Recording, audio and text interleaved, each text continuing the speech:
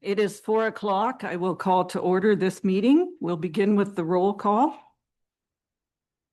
Mayor Sue Patterson, Present.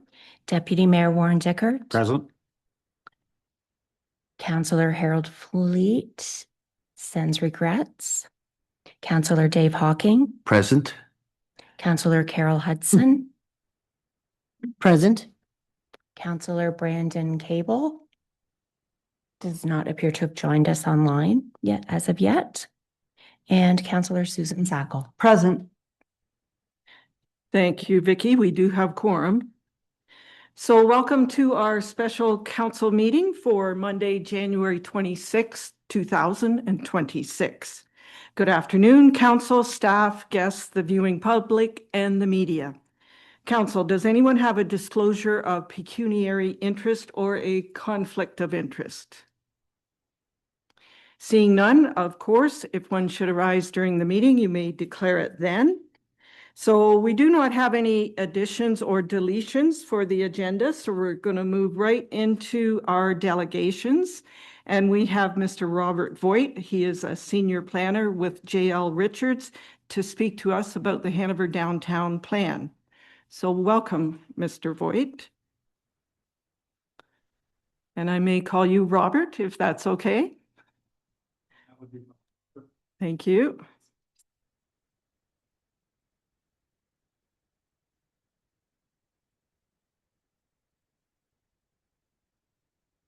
I apologize now for all the mistakes I'm going to make on the buttons.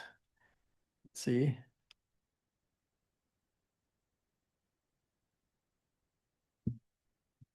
All right, just get this.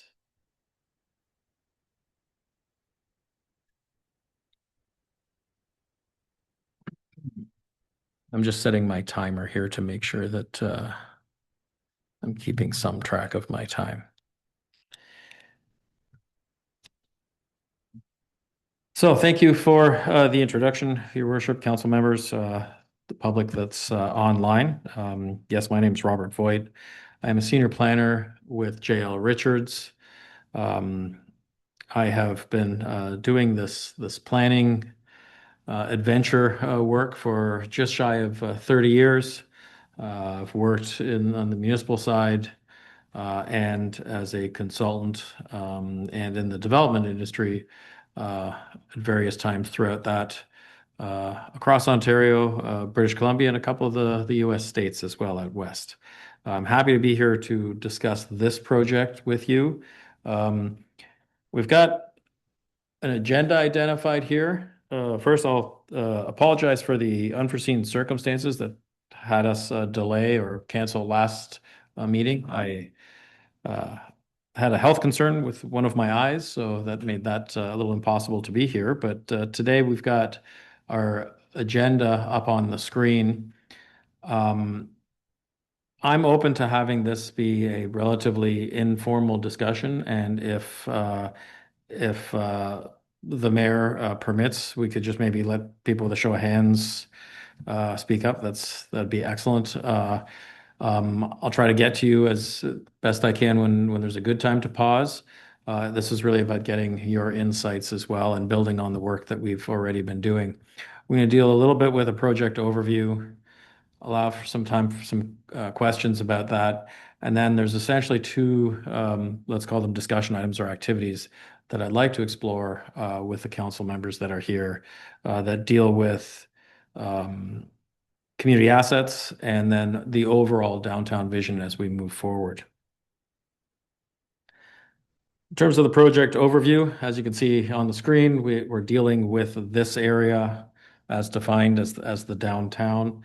Of course, because of the broader perspective of what this is about, making sure that the downtown evolves and is vital, not only culturally, but economically, and focused also on making it more attractive for tourism.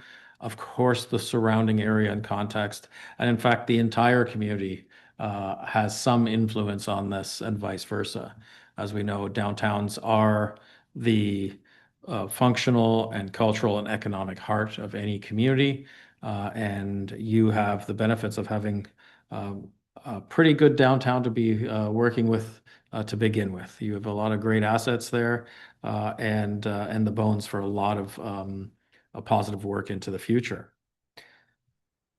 The project objectives, beyond, as I said, what the overall intent is, but from our proposal with JLR was to look at how we collaborate with citizens and local businesses in this work, how we can help build a unique downtown identity. And again, that will be in working in collaboration with the community. We don't make that a declarative statement and tell you what your downtown should be. That's something we're going to explore together. Encourage investment and reinvestment, revitalization and redevelopment within the downtown, and attract more people to the downtown. That's not only local citizens, folks from within the broader region, but also the broader tourist visitors that we might be able to attract into the downtown. Our approach is to use different methods for citizen and stakeholder engagement, and I'll talk a little bit about those shortly. To empower residents and business owners to help shape the identity of downtown. Again, that's part of that collaborative process and making sure that the voices of the people that will be involved in this change are part of the project. I'll note there that as we move forward, and this is something that's come up on a number of the discussion points, is that by working with citizens as well as the stakeholders and businesses, it's not about just getting their ideas, but it's about having an understanding of their role in the implementation of this. This is not going to be a strategic plan that just becomes a work item list for the municipality to add services and provide more to the community. We have full understanding of the capacities of what a municipality has to do and all the obligations you have, and plus all the really positive kind of nice to haves that you also offer under that broader umbrella of all your obligations under the Municipal Act and other acts. But it's also about, in this case, making sure that it doesn't just become a whole nother list of things that the municipality has to figure out how to put resources to, when in the end, as we know, the underpinning of all those resources is the tax base. So even human resources have a cost, buildings have a cost, infrastructure has a cost, as does time. And so we want to make sure that as we move forward with this strategic plan and we see all these opportunities out there, that the various partners that you might collaborate with, actually perhaps fully join in partnership or facilitate working with, have roles identified. And so that's the downtown businesses, it's organizations, it's citizens, property owners, developers, and organizations. We're going to build on community assets. I know sometimes when we're in these kinds of walls, community assets sounds like garbage trucks and roads. And yes, it is those things, but it's also the broader perspective of what assets mean. And I'll talk about that in some of the other slides, but really that's about the people, the places, the stories, the culture. It's all the things that we can identify some value in as an asset to the community. And then leveraging public and private resources. Again, noting what I was saying before about this isn't just going to be focused on what happens in the public realm or those lands that the municipality is in charge of, but also trying to find opportunities that relate to the public investments and resources that are, or private resources that are there as well. And then we're going to implement a 4-pillar approach for this. I'm sure as council members, you can appreciate the complexity of developing strategic plans. Sometimes we stumble and they are neither strategic nor a plan. So we're going to do our best to make sure that we hit those notes properly. But also a lot of times in economic development work in downtowns, there's the piece that is missing. And we're making sure that by doing a 4-pillar approach that deals with economic vitality, promotion, design, and organization, we're kind of rounding that all out so that the strategic actions we recommend can be implemented with success. So I mentioned using different methods for citizen and stakeholder engagement. So there's 3 of them listed on the left side of the screen. Of course, we're doing what I call sort of all the standard work that's out there. There's things being posted on the webpage that's been set up as part of the town's website. We're communicating through staff to various other organizations, the chamber, the kind of the standard exploration and information channels that you would expect. These 3 are a little bit unique. In fact, they're significantly unique in terms of this kind of work. The first one is working with community connectors. And so we've done a call out and a bit of headhunting to find local volunteers to help with that meaningful in-community dialogue. While we've been brought in to bring our horsepower of knowledge and experience and expertise, we can only know so many things by having open houses or questionnaires or things of that nature. We are not of this place. We are not your neighbors. We don't live here. So we're reaching out to people that do, because it'll give them an opportunity, and we've already got a collection of folks that are helping us, to be able to go out there and speak and have these conversations about this project in what we call sort of in community space. We work in institutional space, right? There's limits to the way we can present ourselves and the way we can even reach people. But your friends and neighbors, they have different connections. It can be that they have people that they're in a club with, or they're coworkers from in town, or they just have friends that maybe own a shop downtown or live near there. And so we're asking them to go out and have a bit of a guided conversation, and we've given them some training, and then come back and report to us on what they've heard. And so far, the volunteers that have done that, they've committed to spending a few weeks of time to have these kinds of conversations, and then they're going to report back to us and have made that commitment that they will do their best to represent the voices of their friends and neighbors. They understood that this wasn't a case of trying to find like-minded people, and they all committed that if they did hear something that they didn't particularly like, they were willing to still bring that forward in the effort of making sure that we're hearing from all the voices. So I think that's an excellent commitment that we've already received. The second one is a podcast. This week is when the first ones will be sent to the town. These are basically conversations that we would have likely been having anyway with various stakeholders, various experts in this broader discussion of the downtown revitalization. As I said, we're trying to find different channels to reach people. There are going to be people watching this online, but then there would be other people that won't. There will be people that will fill out the questionnaire that's online and others that won't. There will be people that our community connectors can reach, and yes, others that won't. And so this is another method where we're hoping that people will go on to the website and be able to click on the link or find it through one of the other channels and say, yeah, maybe when I'm going for my dog walk, I'll listen to that. They're short, 20-minute, half-hour conversations and get some insights about what's happening here.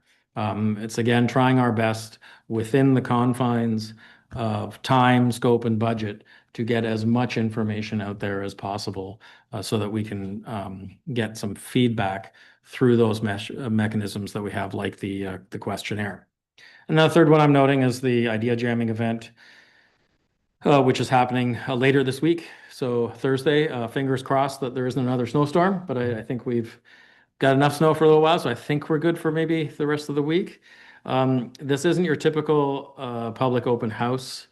Yes, there will be a short presentation. It will mostly be me just welcoming people and giving them a lay of the room on how it works. This isn't, I say it's not your typical open house where people come and expect a presentation where they can then express their joy or dislike with what they've just heard. This is about essentially setting the table for people to come and work together. We'll have a number of different workstations where we'll discuss with them the vision of the downtown, the assets, the kinds of things that they might see as being valuable strategic actions to take and things of that nature. And so that's from starting at 5 p.m. on Thursday. It'll be 2.5, 3 hours of discussion, and hopefully we get a lot of great insights from that. The next phase of the project, then, once we've done that, we'll have some public and staff roundtable discussions. And that's will be to get some feedback on some draft transformational strategy ideas that we have. We'll take everything that we've heard so far and try to compile it into something that represents the draft of this plan, and then get that critique from staff and select stakeholders so that we can refine it. The main goal of that is to make sure that we have something that is fitting the capacity and the abilities of it to move forward. If we just come up with a plan that has dozens and dozens and dozens of strategic initiatives, but they don't fit in with the capacity of all the players. I'll remind you, I mentioned it's just not about municipal capacity, but it's all those other folks that are going to be involved in making this real. If we don't reflect on that, then all we have is a wish list, and that's not very helpful to the community. We want to make sure that this is, right-sized to what is possible. That doesn't mean we oversimplify it and that there's no stretch goals here, but we want to make sure that it fits within the time frame of this plan. There's no good listing 30 years of work in a plan that has a 10-year or 5-year planning horizon. As we all know, that tends to just lead to kind of a logjam of ideas. It becomes very difficult to implement anything. And a lot of times what happens is that you are spreading yourselves too thin in terms of resources and money and time. And then you turn around 2, 3, 5 years later and realize you didn't get as far as you'd hoped. It's about active implementation and the ability to get things done. And then we'll have a public open exhibition from that as well. And that will be a little more like your standard open house meeting, because there will be something where people can react to.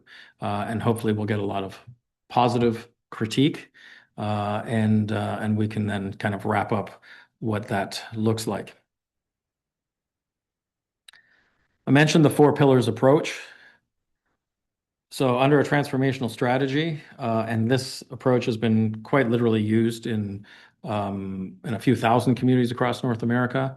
It works when people actually use the system. Like most strategic plans, when you take the action to fulfill them, you get the results that you expected.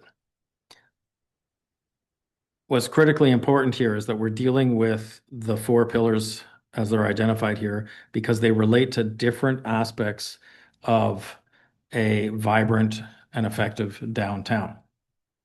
If we take design, for example, that's the physical realm, visual aspects, those things that make a downtown safe and appealing, that immediate sense of place that you get visually when you enter a downtown or a district. You get a feeling for what it's like because of what you see. If you only focus on those kinds of things, great building facades, the heritage buildings are well taken care of, banners, excellent landscaping, wayfinding signage that's easy to understand, all those things. But you don't have the right mix of shops and the right mix of activities in that. All you have is a setting upon which things could happen, but it's not going to be very appealing.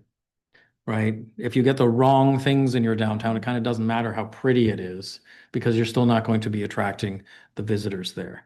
A lot of this is quite easily recognizable because we've been places, we've seen things, but it's actually quite difficult to account for them and strategically think about how you're going to leverage them.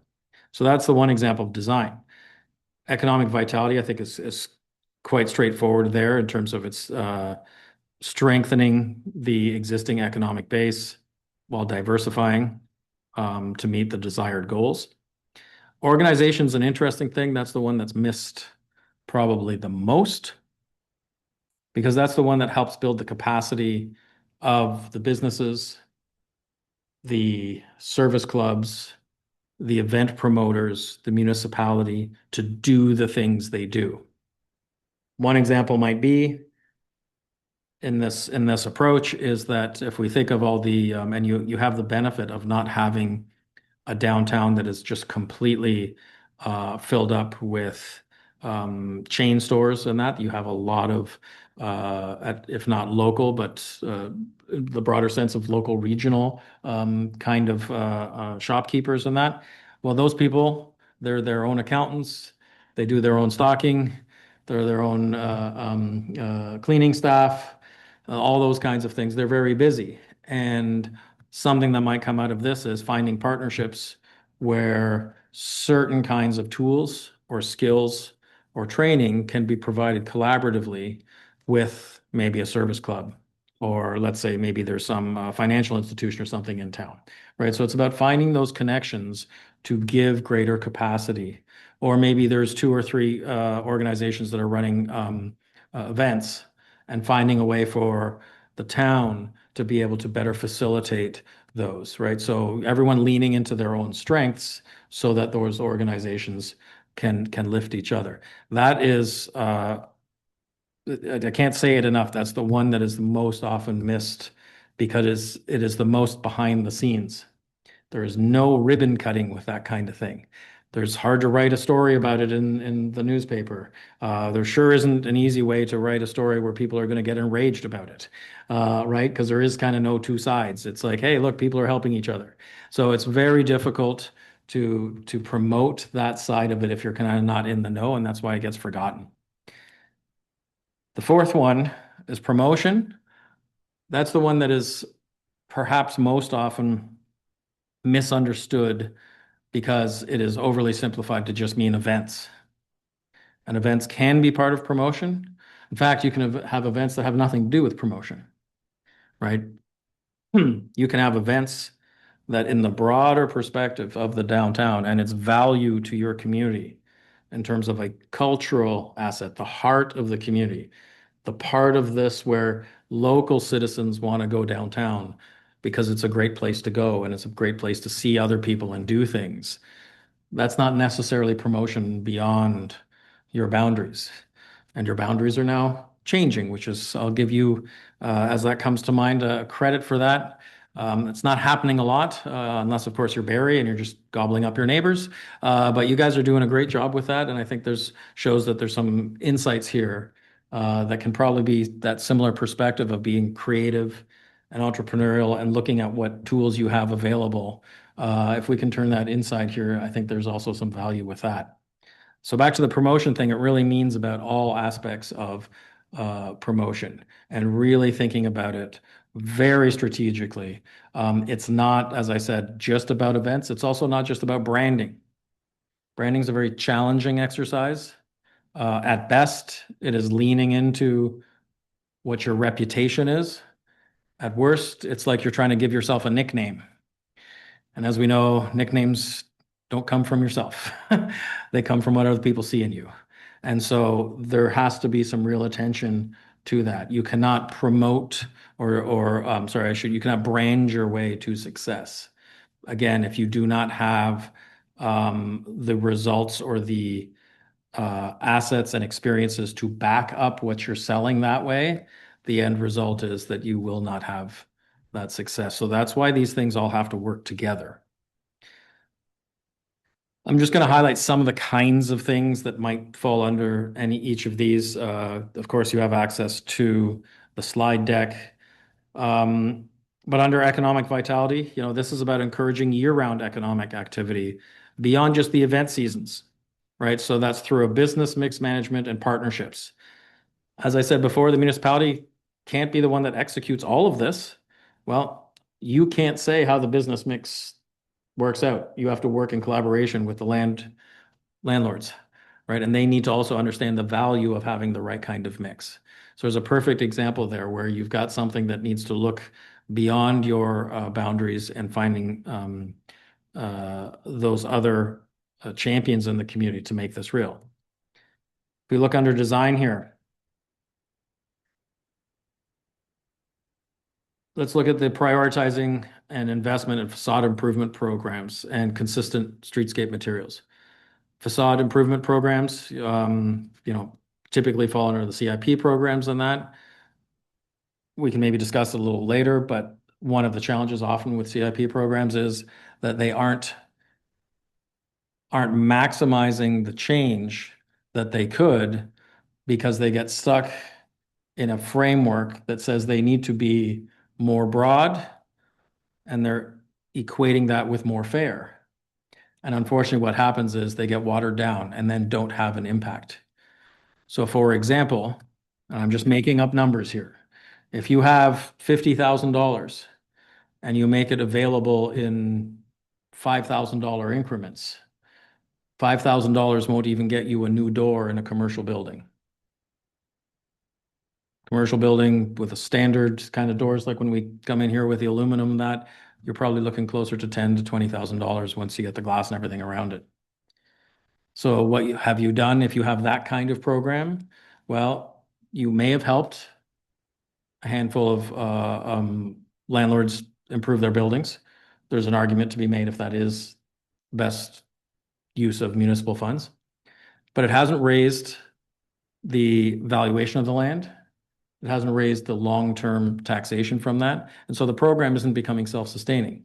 And there's nothing that anyone would notice that had happened. Now, if you were to take that same hypothetical $50,000 and turn it into one grant with a matching fund, that means each time you're giving that, it's a $100,000 project. Well, a $100,000 project on a facade improvement or something like that actually means something. People will see that, they'll notice it. And with the building permits that are necessary and the assessment that comes after that, and of course, you should always use the tax deferment as one of the tools that you can use. But when that comes due, you have now increased the value to the municipality and the long-term ability for that kind of program to sustain itself.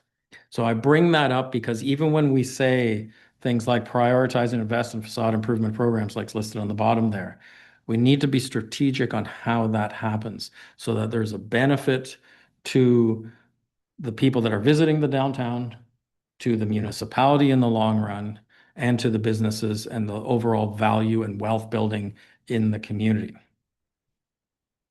Under promotion, that's a great one. Let's take the middle one. Build a strong event calendar tied to culture, music, and tourism. I was amazed as soon as I landed here, the amount of events that you host as a community. It was just the list was going on and on. I stopped taking notes. I'm like, I'm hoping someone else is writing this down. I have to get this list. I can't possibly write it all down. And it was like, this is great. However, recognizing that a lot of events here, as well as in any other community, there's a huge requirement of human resources for those that is often felt most by volunteers. And there was a lot of potential overlap, but a lot of these events were very separate. And I see that and think, if we're trying to maximize visitor attraction in that, maybe having all these events separate isn't such a great idea. There's no need for it in many ways, right? Because the subject matter sometimes only needs to be tangentially connected, because then maybe you can get families to come. Then people can do different things, or you get people with different interests coming into your downtown, which is okay too, because then the downtown looks and feels more vibrant, because it is. But separating everything, again, tends to kind of diminish its impact. I know the goal is to say, hey, let's have something every weekend. But what if we had something on fewer weekends, but something that was really amazing to write home about when home is not here, right? We need to think about how does that really create something that's truly vibrant and noticeably different than what's happening from day to day. And the great thing about that is if you can pair those things up properly, you're actually reducing the burden on your volunteers in that, because then they're not promoting, because it's probably the same, 5 people that do promotion around town that are really good at it, right? And you're asking them to do 50 events. Well, imagine if they could do, a third less, right? It's still all the same events, but now they're packaged a little different. So those volunteers are going to feel a little less burnt out. So you're making best use of your people. Organization. Let's look at Oh yeah, create the role of a central conveyor for public, private, and non-profit interests. That to me uh, sounds an awful lot like adjusting some of the services that you might provide through economic development in the municipality. Like that is a thing with tweaking some of the wording is a really good thing that a municipality could do because you can be the conveyor quite easily amongst these interests. But when you take them independently, no other player in there can play that same kind of role. It's a lot easier for the municipality to be that conveyor of those kinds of conversations. So I've gone a little long on this first part, but I'll open it up to any questions at this stage, and then we can go on to the next. If oh, do I need to? Put our mic on the way. Your meeting on January the 29th, did you send out invitations for people to attend that, or is this just a random turn up and participate? And where is it being held? Sorry. So yes, there has been promotion done through the town webpage. There's been it's been 3 or 4 workshops we've had with the various groups, including folks like the chamber and that have been made aware of it. So yeah, it has gone out through a number of channels that way as well. And I think staff is also looking at some promotion with a press release that I think may have gone out as well. So it has gone out to a number of places and it is being held. Can I say downstairs from here? Is that works? So yeah, in the community hall. Thanks. Thank you. Thank you. Just a couple questions. You talked about the community connectors. How many people were you successful in getting to do that for you? And the other one was the private resources. How do you really establish what that amount or how willing people are to invest?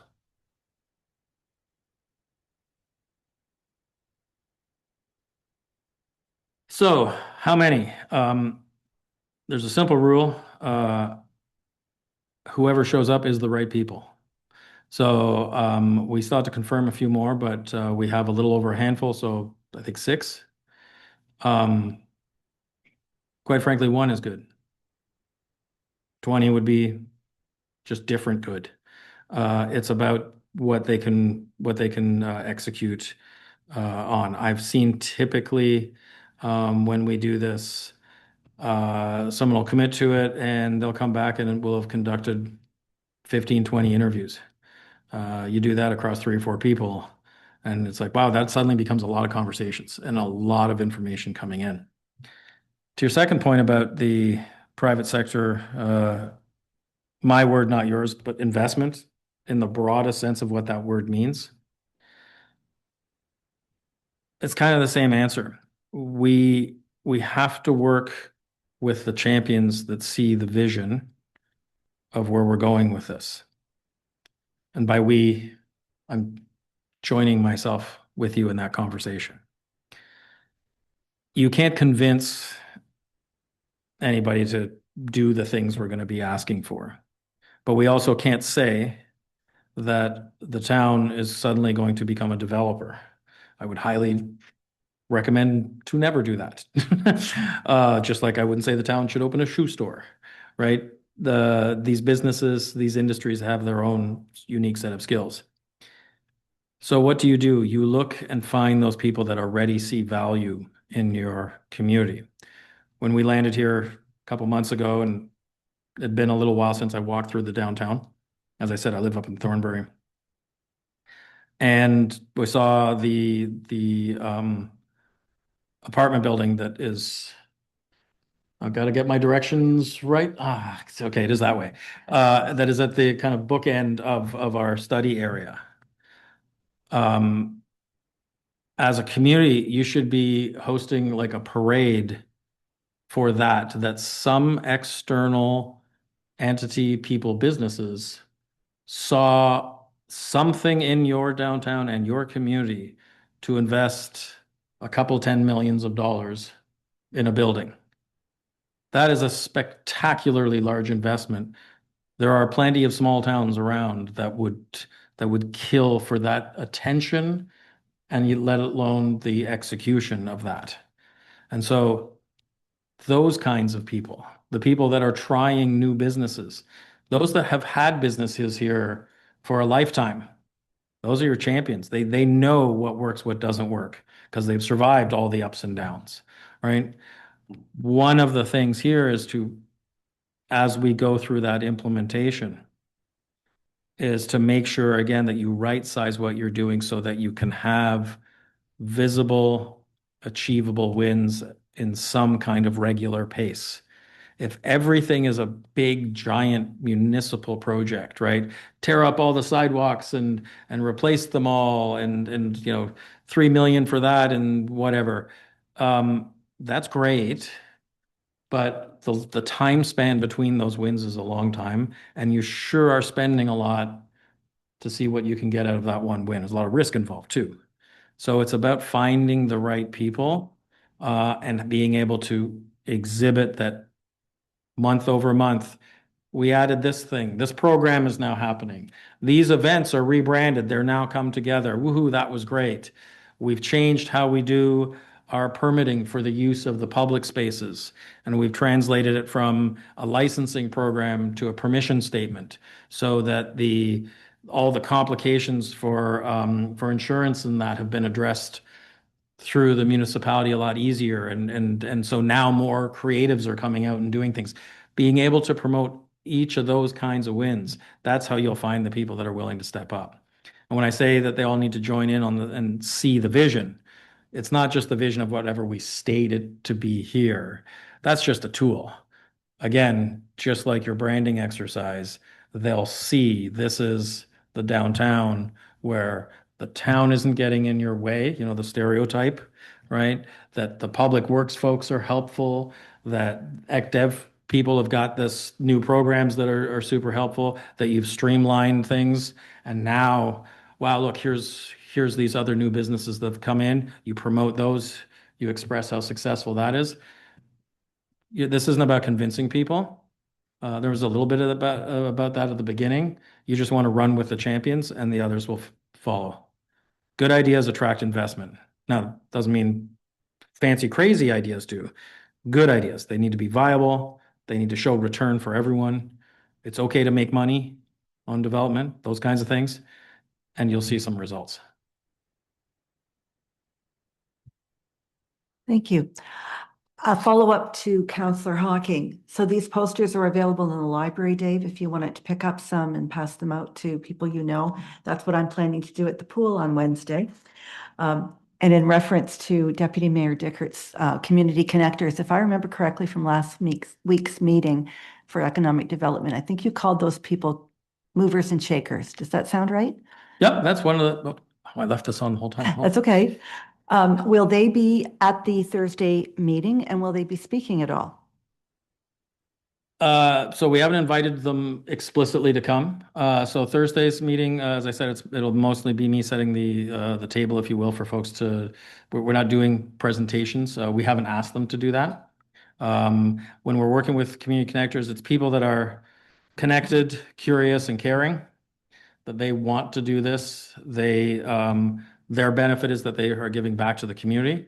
When we were looking for them, we were saying that, these are the kinds of folks that if you were going to get something done or that you needed to, on short notice, reach some people and get a thing to happen, who do you call? That's a community connector, right?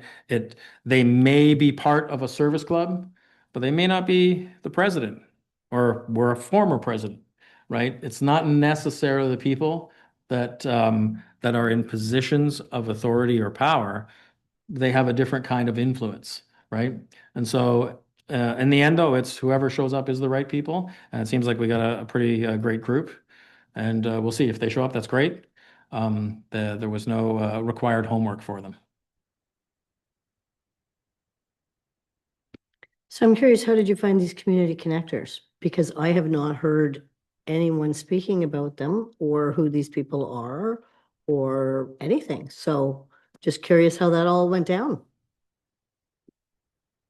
I think primarily it was the promotion through the town, the web page, and then some with some collaboration with staff. Again, because this is a bit of a compressed timeline for this overall project, was let's do some headhunting. Staff had some ideas of who we might be able to reach out to. The fly, I don't have my glasses on, so when you held that up, I don't know if that one had that specifically identified, but there are posters on the web page that have those three things that I mentioned before, the idea jamming, the community connectors, and the podcasts posted up there.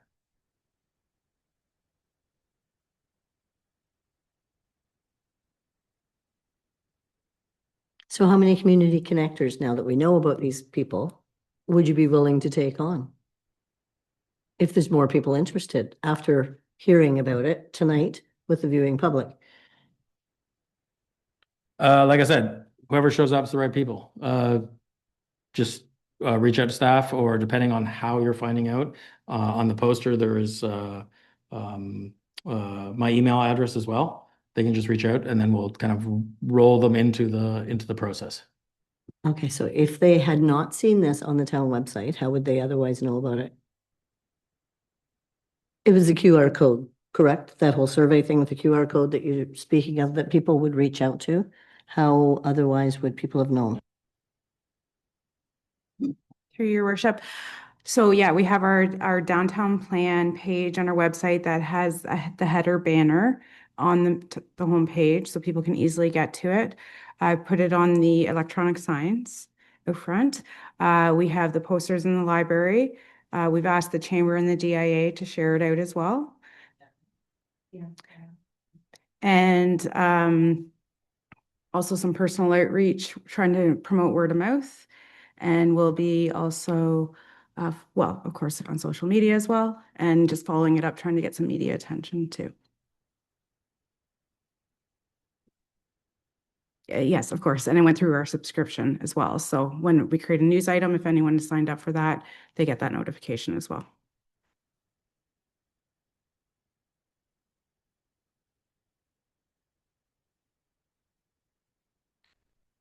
All right, I mentioned community assets. And so, as I noted earlier, the assets that we typically think of when we're in a municipal setting are those things that are made out of bricks and mortar or equipment, or sometimes human beings. In the context of this, it's more than that. It's essentially anything that we can leverage and use for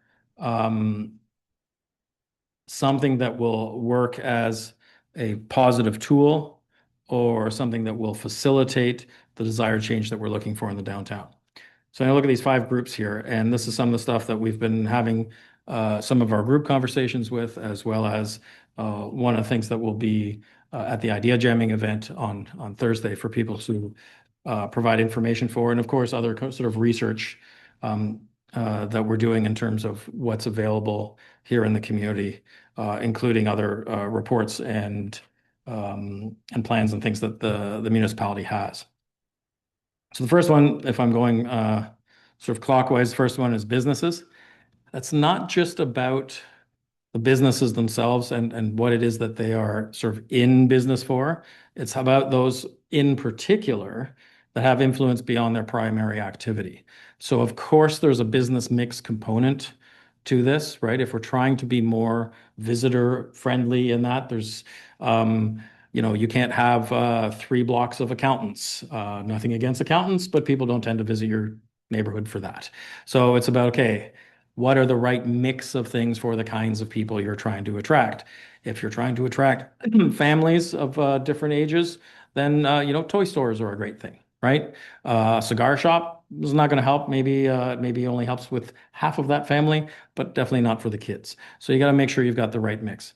But what we're talking about here is also those businesses that play a bigger role. There's, I've seen examples where it's a bakery where the head baker sings opera.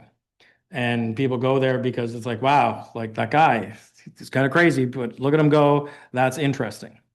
A closer to home example is in Meaford. And I'll tell you how it kind of links a few of these things. It links businesses, people and events. So there's a business there that is they have a really interesting mix of games and collectibles and all kinds of things. Very, very great kind of creative place to be. But they were also hosting evening gaming events, like board games, right? Where people would come together and they'd have their favorite board game and play that. That kind of subculture that was happening there after hours. There was a couple in the community that are in a completely different business. They're in the pet food business. They happen to like some of those games, as do their children, and thought, you know what, why don't we get together and host what they call a Comic Con or one of these convention trade fair event things where people who are interested in gaming and role play and all that kind of stuff can come together. That's usually something you see in bigger urban centers, right? That's like for sure something the size of a Barrie, Toronto, of course. Like, it's not something you see in a community the size of Meaford.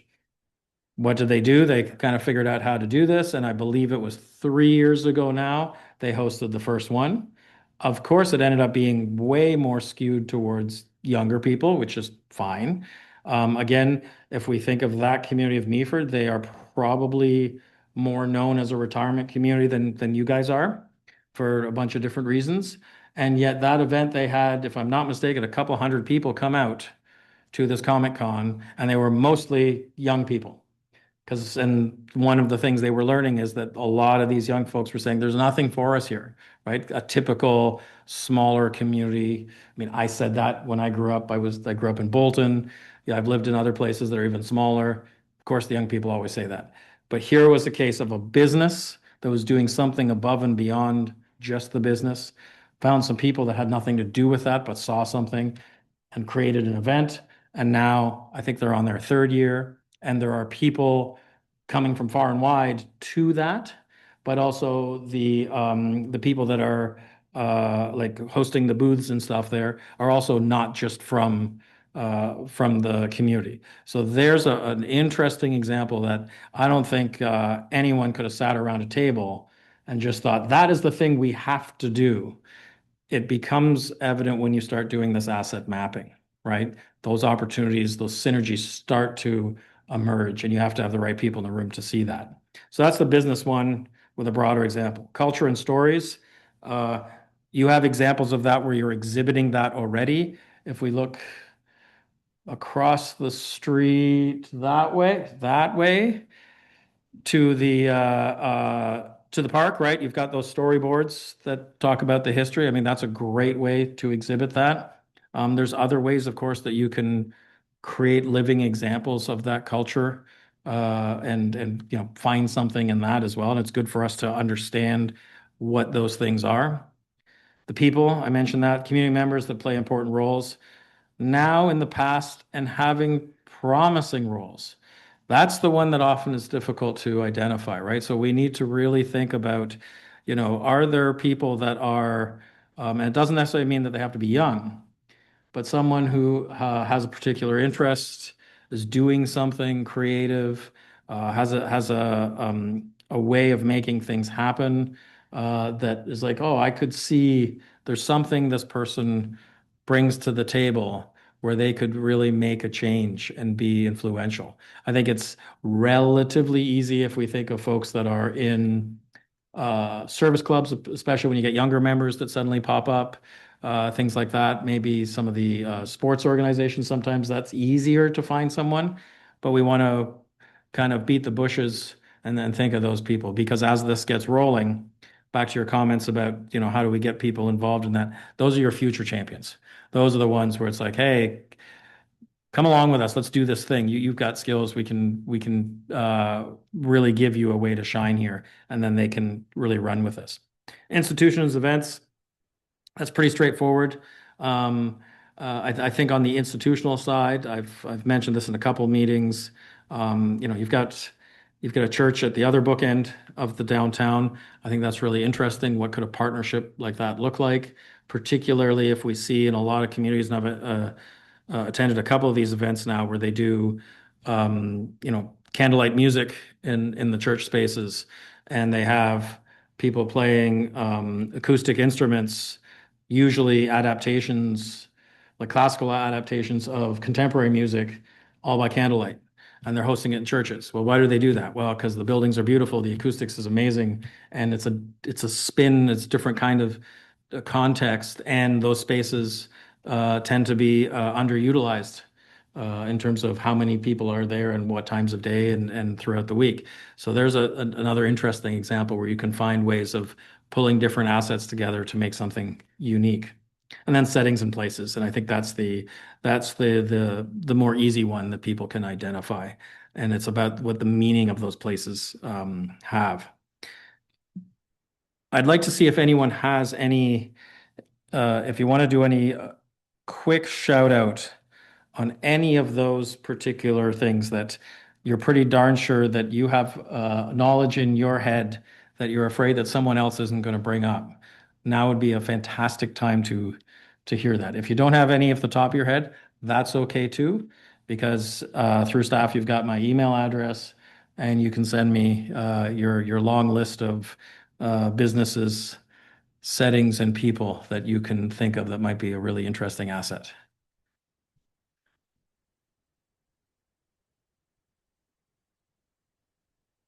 You ready? I would like to see a partnership between the Legion and a cultural center. The Legion building itself is quite old, has some great history, being an old public school, very underutilized in the center of town. Well, I guess not the center anymore. Very good parking. And it would be advantageous to both groups, I would think.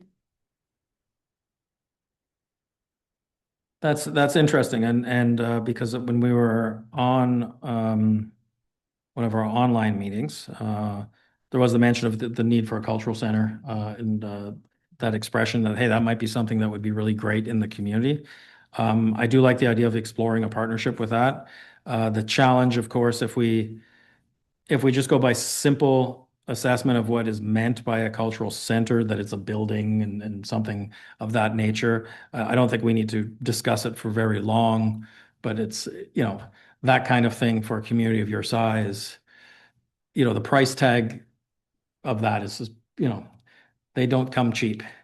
And even if somehow the, cultural center ferry can come and give you one, it's about not so much the CapEx, the capital expenditure, it's about the OpEx afterward. It's the maintenance, it's the operations, it's the heating bills, it's the staff, it's all that stuff that make cultural centers or performing arts centers, like all those kinds of things, very difficult. If we think, though, what is their underlying purpose, and if we mesh up the idea of arts and culture and all that, I think there is some really interesting things, and you're mentioning the Legion. And again, if we look at the stories and what that means from a whole different cultural perspective, there's something there that is probably really interesting to explore and to identify other assets that might make sense if we can find the right connections, right? Again, we can't make things happen, but it's about putting them against each other and seeing if good sparks can fly and make something really interesting come to life. Online, we have Councillor Cable. Councillor Cable, go ahead. Thank you, Your Worship. Just wondering, you talk about the mix of businesses and storefronts in the downtown, and I'm just wondering, will the plan have recommendations around? We can't hear you, Councillor Cable. Hello? Hello?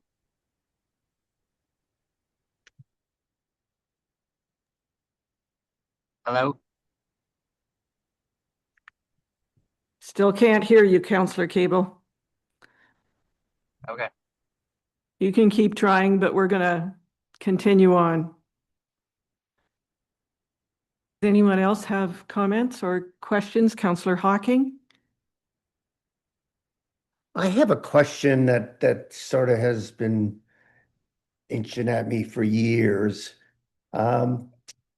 Articles such that when you put big box stores on the peripheral of your town, you are really spelling the death of your downtown. I mean, that's articles that I've read. Most of our shopping is attracted to the big box stores.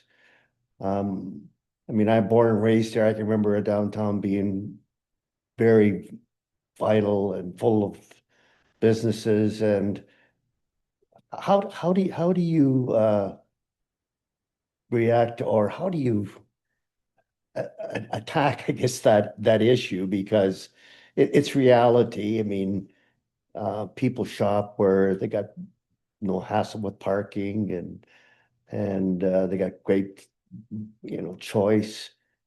I think that's one of our concerns, if I may be honest, and it's where's the solution, I guess? So I see we've gotten to the easy questions. So there's your basic premise is mostly correct. Most of what you would read about that, though, actually is for all the reasons of scale, as well as other reasons of how they can get tax money, it's a bigger problem in the United States. So I don't know if it's all states, it's most of them, municipalities get a percentage of the sales tax. Right. So that's why you hear about towns saying luring the car dealership, or like anything that sells big ticket items, they try to bring them in, right? And they have a whole different mechanism of the kinds of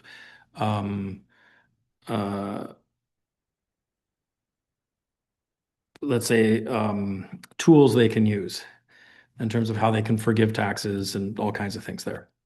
But it is still true here because it's those competition things you just mentioned. Price being one of them. Let's be honest. A downtown, if it's just about price, it's a completely different animal. It can't win. Right? That's not what makes a downtown vibrant and interesting. You don't go to the strip mall expecting to bump into a friend or neighbor and then doing anything but maybe say hi. There is no, hey, let's just pop in here, let's sit down, or I'll walk with you, whatever. It's not a thing, right? They're more destination oriented. From a municipal perspective, traditional sort of downtown development where you have on-street parking,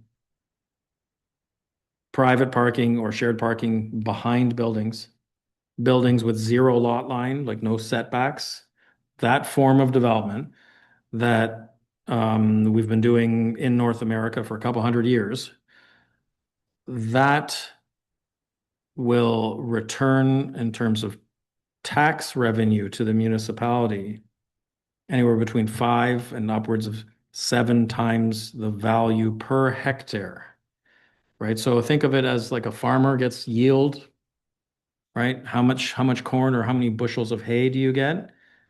You get more tax dollars from per hectare, per square centimeter of traditional development.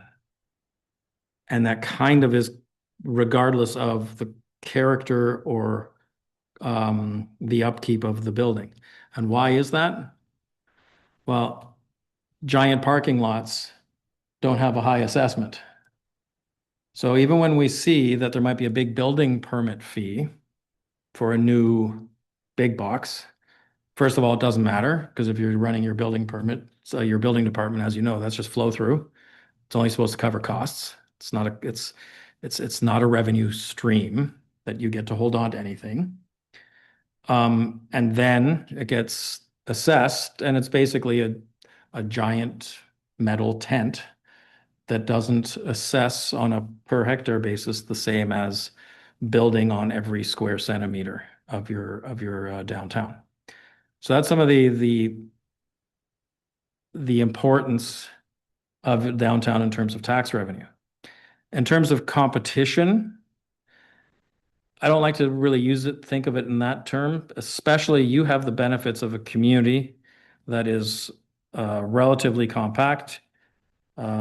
Especially if you think of you're surrounded in an ocean of municipalities that are the size of small countries, right? Like their land masses of some of these places is quite spectacular. You're not burdened with, like when I was in Meaford, I want to say 87 bridges that they're responsible for. Like think of what a drain that is, right? And with the population and tax revenue they get. You have the benefit that you get to kind of do both. You can have the offering and different kind of experience and serving a different kind of need of a big box kind of environment, but you still have a pretty good, robust downtown with great bones that can be so much more, right? You've recently lost some. Remind me again, what was the fire where the vacant sites are? How long ago was that now? Yeah.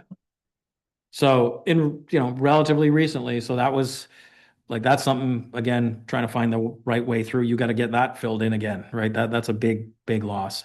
Part of this is the downtown needs to play a different kind of experiential role. No one's going to come visit your town because you've got a really great gas station and I don't know, some shop that they also have in their town, and an EV charger. That's not tourism. That's nothing. That is just different things that are convenient and are neither here nor there, right? Because they're kind of everywhere. So it's really about playing up the characteristics of what make your town only your town.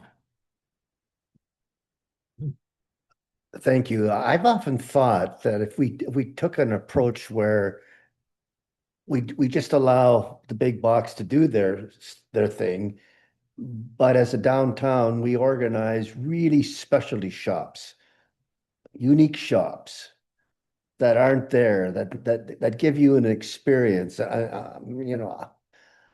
Like for example, high class, or not a high class, but just a men's shop where you could go buy a suit or something like that.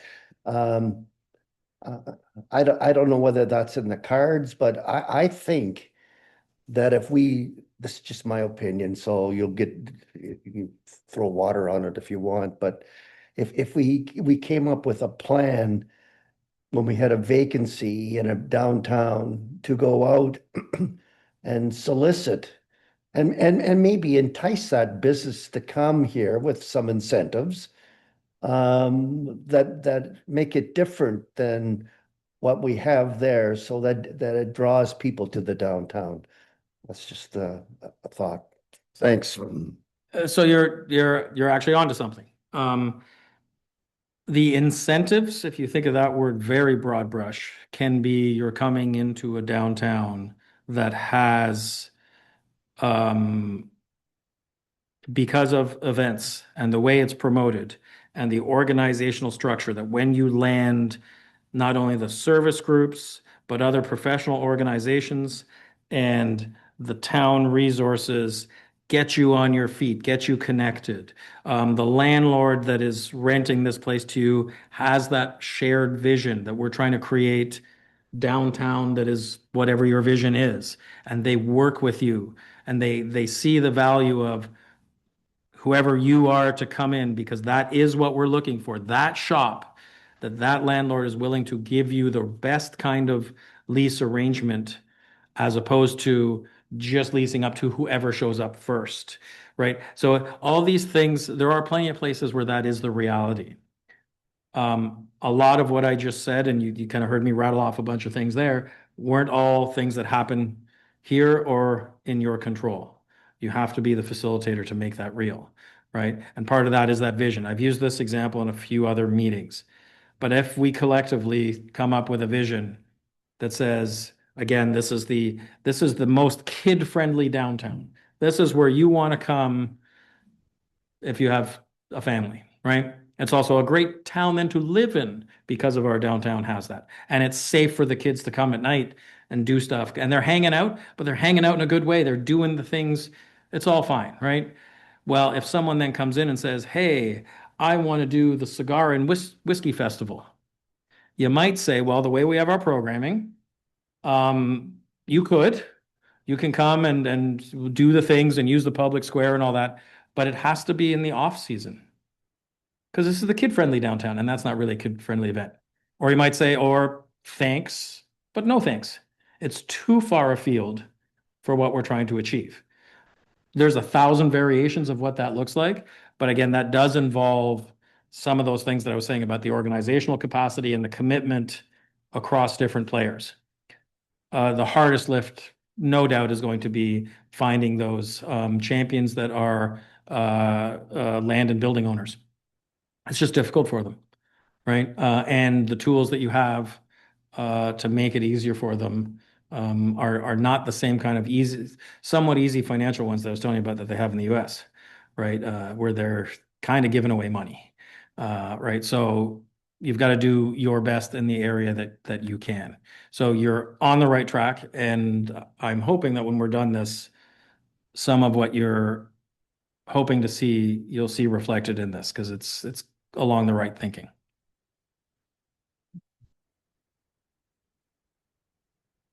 Thank you, Your Worship.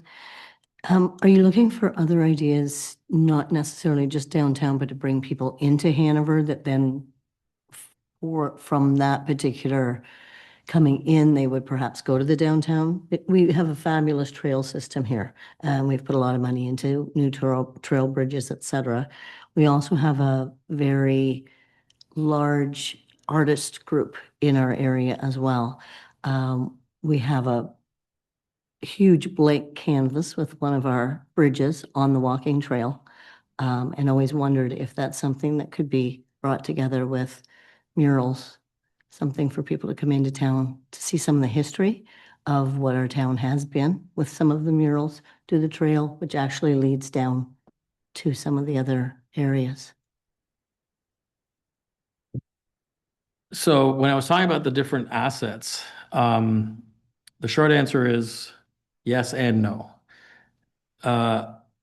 Those things that you mentioned, and I'm not going to point in the direction because I'll get it wrong again, but the trail that is kind of a stone's throw away from the other end of downtown, yes, that's an asset that makes sense to consider for this, right? Because the proximity is close enough, and you can imagine that someone's experience that's here for a day or an afternoon, that there's a connection to that.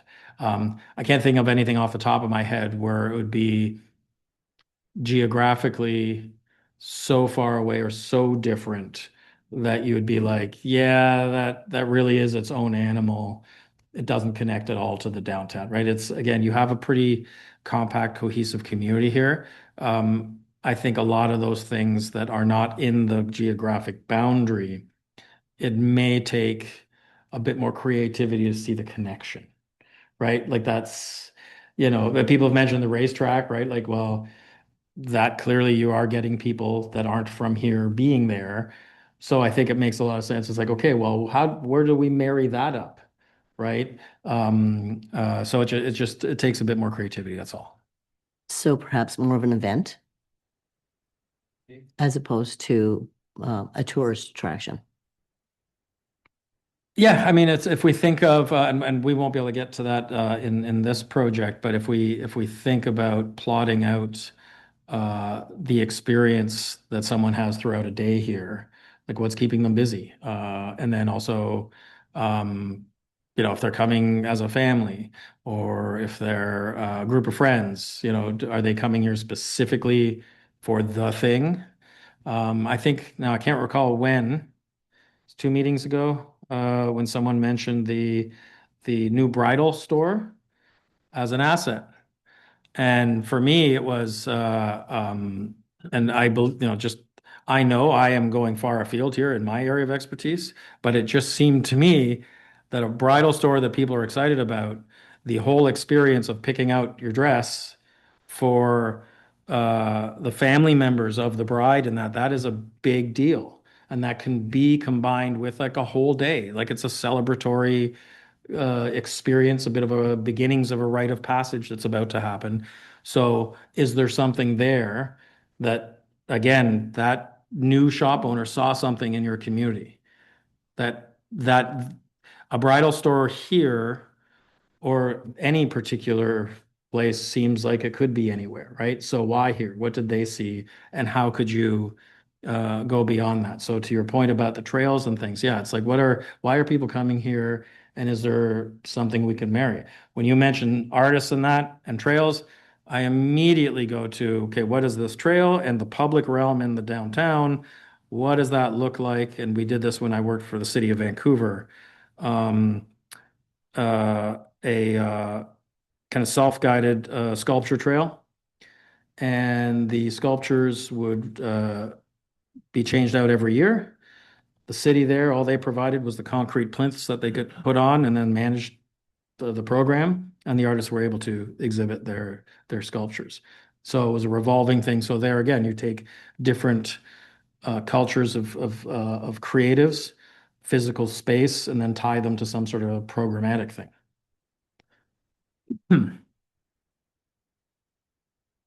All right.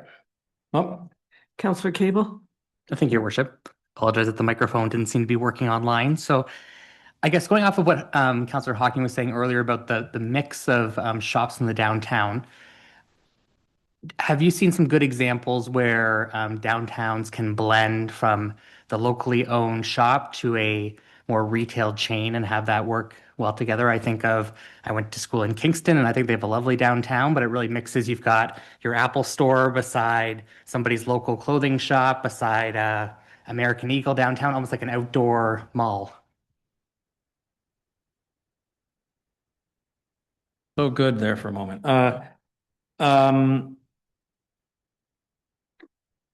Some of that's going to be sort of interior footprint, right? When you have a certain kind of need for your interior space, the American Eagle and that, what are they going to find in your downtown here? There might be, what is it, the old grocery store that people keep talking about, but I don't know if it's of the quality. Yeah, by the way, I don't know if it's the quality. Again, let's assume it's all perfect for that. That would be a big enough floor plate that they could do that. So there's some of that that's limiting, but as was mentioned earlier, lean into what, if the floor plates and that in the heritage buildings are smaller and that, then maybe those are particularly the ones that are either incubators or the kinds of businesses that don't have the same requirements. The creative folks that I mentioned that were involved in Meaford with the Comic Con, they own a pet food thing. What, again, I clearly know a lot about that business. So they do something with pet stuff, but they do a lot of shipping. And because they do all that shipping, they have some sort of special. They're like a UPS shipper station thing, whatever, and so they're offering other downtown businesses where they're not located the opportunity to use them and their skills on helping take their bricks and mortar and the stuff they're selling online and teaching them and being that avenue for that. So there's an example of on the edges of what you were talking about, where you can be more creative about, kind of touching that world of the chains and that. You're really going to have a hard time, and you shouldn't try to take the full stretch of, like, just because you have a street, and I don't know if you're suggesting this, I don't think you are. Just because you have a street that's connected, just because it goes from one boundary to the other, doesn't make that whole thing your downtown or your main street. There are physical limits to what we human beings enjoy as a downtown. And there's a reason why, regardless of how big the city is, those areas really where you have the vibrancy and the activity kind of ebbs and flows in kind of 3-block, 4-block kind of environments. Even if we look at some of the busiest corridors in Toronto, you could tell, right? There's you can see where the energy is just so, and then sure, it may still be retail and things, but it's waning because you can't have a 4-kilometer long, quote, Main Street experience, right? So that's kind of the yes and no answer. But this is your opportunity to be creative, right? Like from my understanding of the Byway site, could use a little love, and there's opportunity there, right? Got to find the right partners who are involved with that, of course. So I can name 7 stores downtown that are unique. In your experience, is that a lot? Or we could use more? Each one is individual. I could name the names if you want that, but like to me, they are unique to Hanover. So I think some of that is really a measure of where you're trying to get to, right? And I hope these answers don't all feel like yes and no, but this is about choose your own adventure. If you remember when everything wasn't online, there were those things they called books.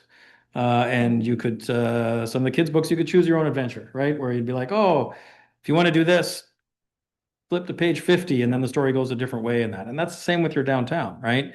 The right mix is for what you're trying to achieve in terms of it being attractive, first and foremost, to your citizens. And I'll extend that to like kind of immediate neighbors, right?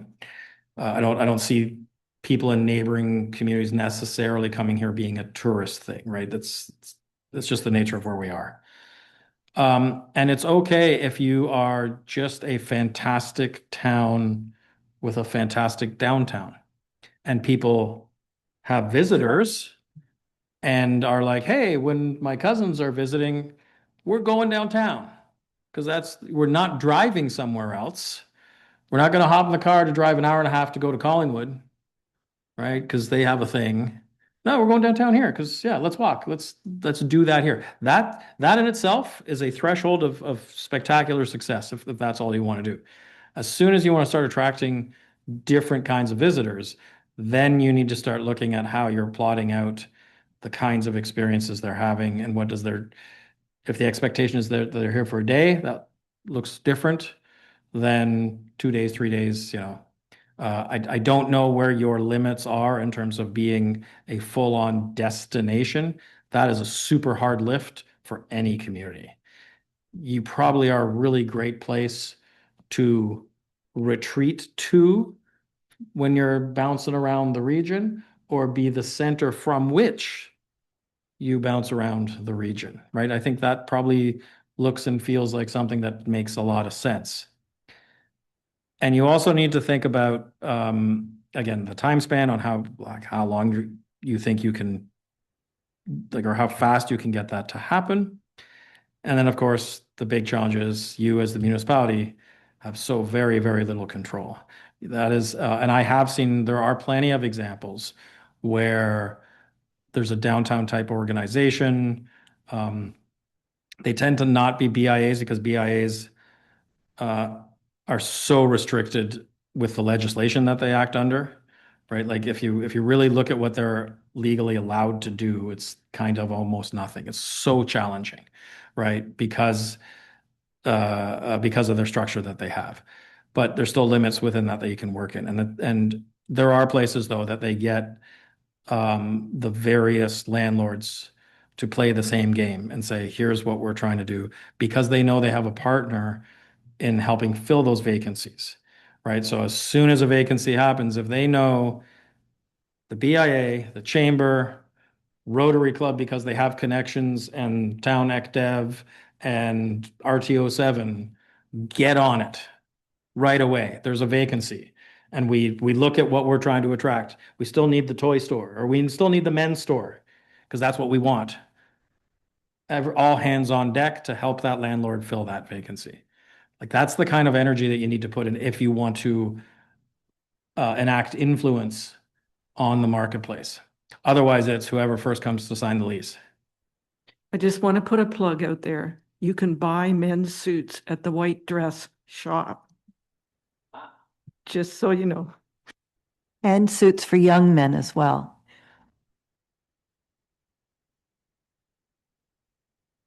I'm going to speed it up so that you can, are they still open? So I'm going to jump ahead here. So downtown vision. Um, so we've kind of bounced around this, and this is one of those things. There's kind of the textbook way you should do this, right? You should first come up with all your assets and figure out what that kind of place-based perspective is and what makes you unique. And then from that, you should like it's like opening the fridge. Okay, what do we got? Oh, well, and from that, I'm going to choose what I'm making for dinner. And that helps guide you. Well, that only kind of works in textbooks because guess what? You have a living downtown, an evolving community. You can't just take, be that literal with it. So we're kind of bouncing back and forth between these conversations that we're having with folks. And so one of the things that we're thinking about is, okay, what is this vision for the future? And then how do you describe it? Kind of the supporting points to that. There's plenty of visions out there that are, your kind of standard. They tend to be, from my estimation, too big, too bold, and a bit confusing, right? Vision would be something along the lines of, and tell me if you've heard this story. It's our vision is that in name some future date, the downtown is an active, vibrant, healthy community where everyone is singing with joy. The businesses are trucking away oodles of money, and the sun always shines, and the unicorns are there, right? Variations of that. It's big, bold, everything, and then nothing, because it's just providing the adjectives, right? Vibrant. Okay, that's interesting, right? That's in that case, that's the adjective. It's welcoming. Okay, but how? What does that mean, right? It's accessible. I think that one is probably the easiest, but still pretty darn vague because I can describe accessibility in welcoming terms or physical kinds of terms, but it doesn't say much. So and I don't expect you to go through this exercise now, but if you do have some ideas, of course, shout them out. But we want to see if we can find some cohesive concurrency between what people are saying in the various way we're reaching out about what their vision is for the downtown, but with the things that back it up. So I'll take that example again of downtown Hanover is the most family and child friendly downtown in the region. The supporting points are because there are things to do for children all day long, because we have shops that cater to the needs of families and the things that children are looking for, and we take care of our downtown so it is safe and secure. Those are three random things that you could say that back up the argument, the story, the vision, the statement about your downtown. And you can do that in 1,000 variations. We just need to find now what is that vision that we're going to have for your downtown. It's going to be difficult. Thank you. Robert, on Thursday night, will people have an opportunity then to give you their wish list? What would they like to see in downtown Hanover? So that April, when she receives a phone call from a developer, can say, yes, we are looking for a bookstore. Yes, we'd like to have it on our downtown plan. Just 100%. Yeah. So there will be one of the kind of workstations will be about, it's more under the visioning side of things. Open conversation about, sure, you can give us your vision. And as I said, a lot of times people get stuck in vision statements because all they've seen is the unicorn statement. So they think that's what you're supposed to say. So it'll probably be a lot more a list of things they'd like to see. Everything will be expressed as a need, but they're all wants. I'll be surprised if there will be some needs in there, but that's okay. And then we'll see what are those common wants, or what is the commonality between them, and that I have no idea. Right? That's why we're doing this exercise. And I think I'd be surprised if when we're on the backside of this and we've laid out all the strategic actions, I'd be shocked if we didn't have one that described what I was just saying about how call it, I don't know, vacancy task force or whatever, right? Where one of the things the municipality should do is convene such a process, right? That you have those players and you assist landowners with filling those vacancies based again on what you're trying to achieve.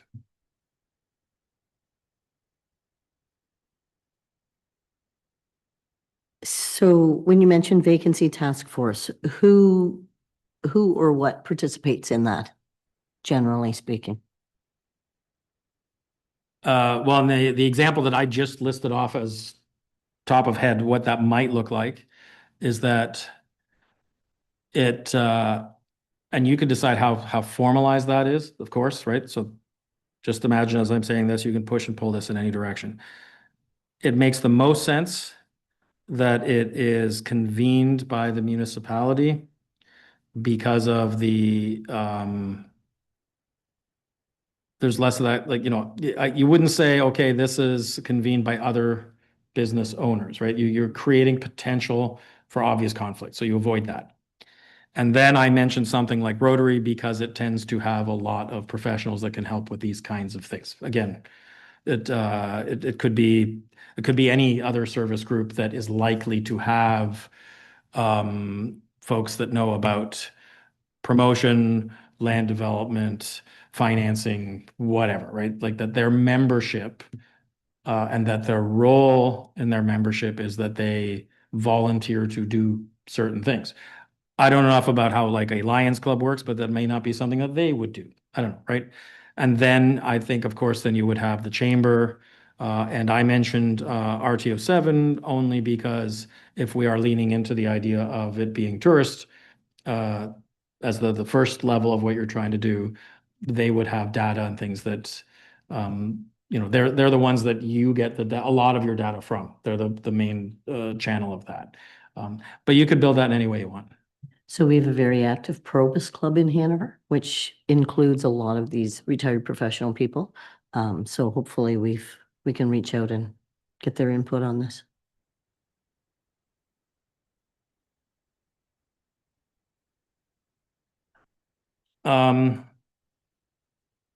So I will kind of open it up if there's anyone who has any ideas as well about the vision or what you in particular want to see.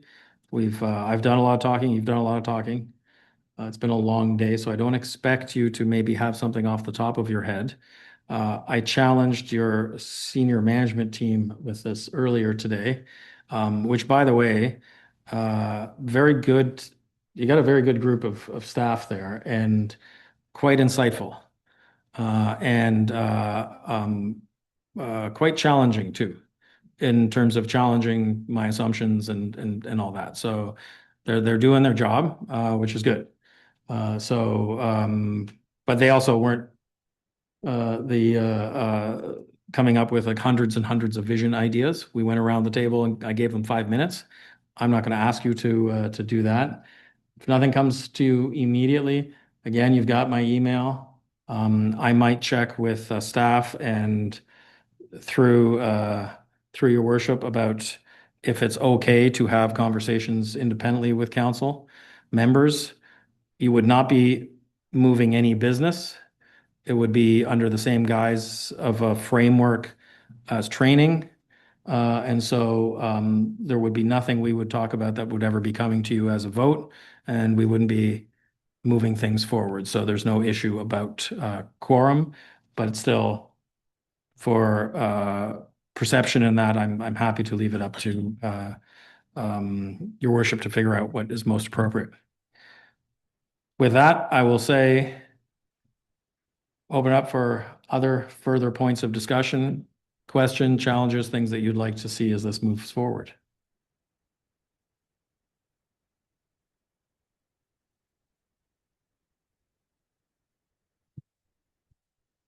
Anyone at all? Councillor Cable? Well, thank you, Your Worship. I would just say that I think of the conversation this afternoon, certainly the vacancy task force is something that has certainly resonated, and I think that that's could be a huge asset to us. Certainly we don't have perhaps an abundance of vacancy currently, but we do know there are certain properties that have sat vacant for extended periods of time. And there's also great opportunity with land that is perhaps in a more developable state that's on our main street. So I think really identifying what is it that we want and then trying to go and recruit. And I think for a long time, we've maybe taken a passive approach of let's wait for the phone to ring. And it's how do we turn that around and go, here's what we need. Now we need to go and actively seek somebody to come here. That final point you made about passive, it's questionable, like, again, like, is that the right word or not? And I know, like, you probably are wondering, should I describe it? But it is a real challenge. It is because as a municipality, I think a lot of the expectations of you push your actions into that corner a little bit, right? Because of the need to be fair and equitable and not kind of put your thumb on the scale of business and that. So it is very challenging to, as a municipality, say you are going to step up and drive something that could benefit an individual. It's always got to be, oh, let's make it better for everyone. And then back to some of those earlier comments I was saying, then you're diluting your energies and your success, right? So if there are things that you can get behind, and I think it is fully appropriate, those places that are really, really successful are being more targeted, right? Because that's where the need is. You can't help it if you don't have a vacancy, but you do. The help goes to you, right? Like that's the way the program's set up, right? And so that's something that can be a little challenging, and we're fully aware that no matter how great or not any particular idea may be in this is something that will have to be adopted by council. And of course, with that comes all the joys and challenges of that there's politics involved. And so we're going to do our best to give you a framework that you can work from and that you can get behind. So. Okay, anyone else? Pardon, do you? Just 1 second. Our CAO has a comment. So Rob, I just want to clarify, because there is the opportunity through the website to enter information to the survey. So is it your preference that council members email you directly, or as you've indicated, you're going to consider one-to-one interviews, or is the survey also another mechanism for them to provide that input? I have no preference. I will leave that up to this body here to decide. And just to clarify with the clerk, we're okay to deal directly with Mr. Voigt individually. Okay, so that's a yes. If you have questions, comments, suggestions, whatever, you can send directly to him or to April. Either we can get them through to him. So, all right. So thank you very much. That was interesting. So very good. So Thank you for the opportunity, and I'll see you all maybe on Thursday for coming out again. You can be there. But don't scare away the citizens when you all show up at once, right? That's we want them to be able to speak freely. it's always a fine balance when council shows up. It's like, are we getting the true input from our residents or not, right? So, okay, so then we'll move on with our agenda. Thank you very much. Safe travels. Okay, so next on the agenda is item 5, and that is the confirmation of proceedings bylaw. And I will ask the clerk, I'll have a mover and seconder first. Councillor Sackle and Councillor Cable, and I'll ask the clerk for the intent of the bylaw. Through you, your worship, bylaw 3375-26 is a bylaw of the town of Hanover to confirm the proceedings of the special council meeting held on January 26, 2026.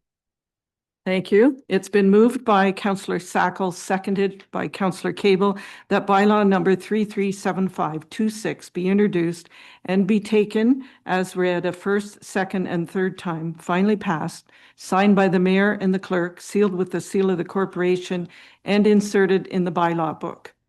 All in favor? That is carried. Thank you.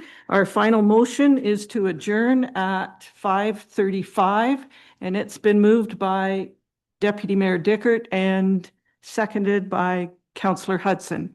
All in favor? That is carried. Thank you.